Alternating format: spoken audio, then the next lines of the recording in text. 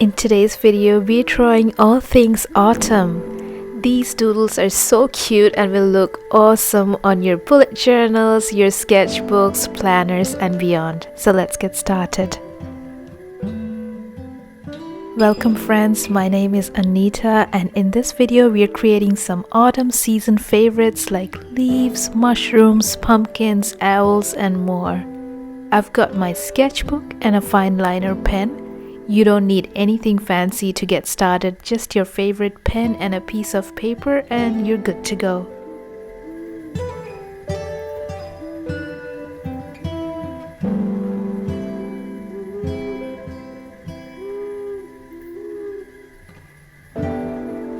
We're starting off with a simple moon and some stars, thinking of those cozy, chilly autumn nights.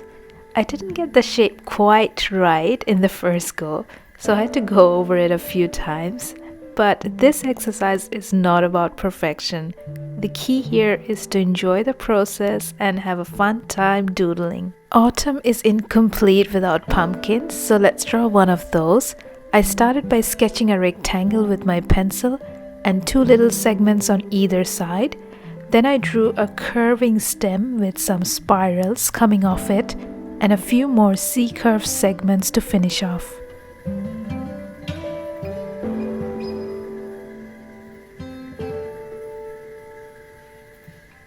Next, an oak leaf.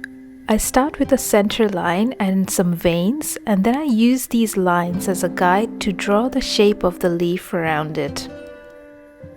How about a cute owl? I draw an oval head, a heart shape for the face, then draw in those eyes and a V-shaped beak. Then I draw a teardrop-shaped wing pointing down and a roundish body peeking out from underneath the wing. You can decorate the wing with some patterns to look like feathers and you're done.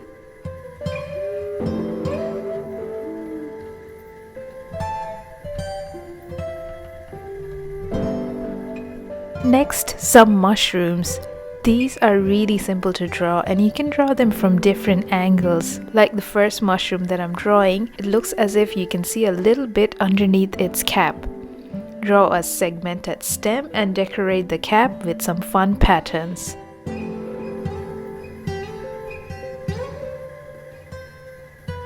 Another item very iconic of autumn is an acorn. All you have to do is draw a semicircular hat and a small curve underneath. I decided to make mine a little pointy and added a little bit of cross-hatching on the hat. Now I'm thinking autumn flavors, and that reminds me of apple and cinnamon. And they look really cute drawn together. For the apple, I simply drew two C curves facing each other, some seeds in the center to show that the apple is cut in half and it's a cross-section view. The cinnamon are simply two long sticks with one of the ends colored in. A few lines to show some texture. Next up, I'm drawing a kettle. I sometimes like to do a little sketch with a pencil before I go in with my pen, especially when I don't want to mess up, like when I'm recording a video. But when I'm doodling on my own at other times, I don't really bother much with the pencil. But you do whatever suits you. It's all about having fun in the moment and not stressing about perfection. Anyway, I love drawing kettles and teapots and decorating them with pretty patterns. And you can also draw some steam coming out of the spout and perhaps a mug next to it. Autumn is all about getting cozy, so a cup of tea is always a good idea.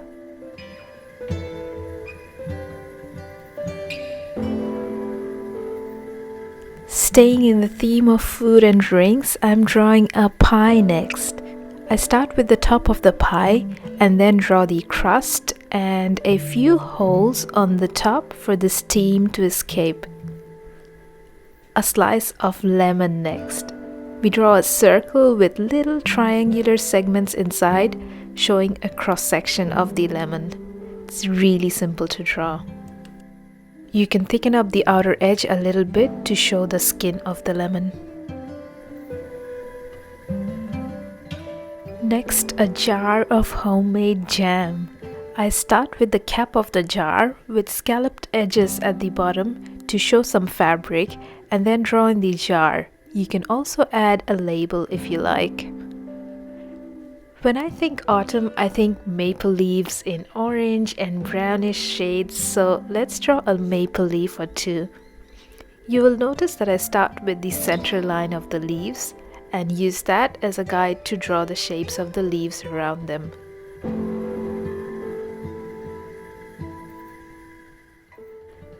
The second leaf I'm drawing is more like a few leaflets joined to a common meeting point. You can go as intricate as you like with the veins of the leaves. These leaves are a delight to draw, and I can go on for pages and pages drawing leaves sometimes.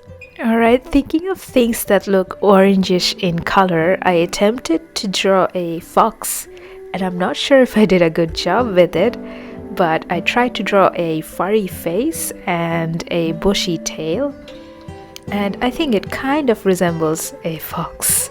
You can color in those ears and some portion of the tail as well, and the fox is starting to take good shape.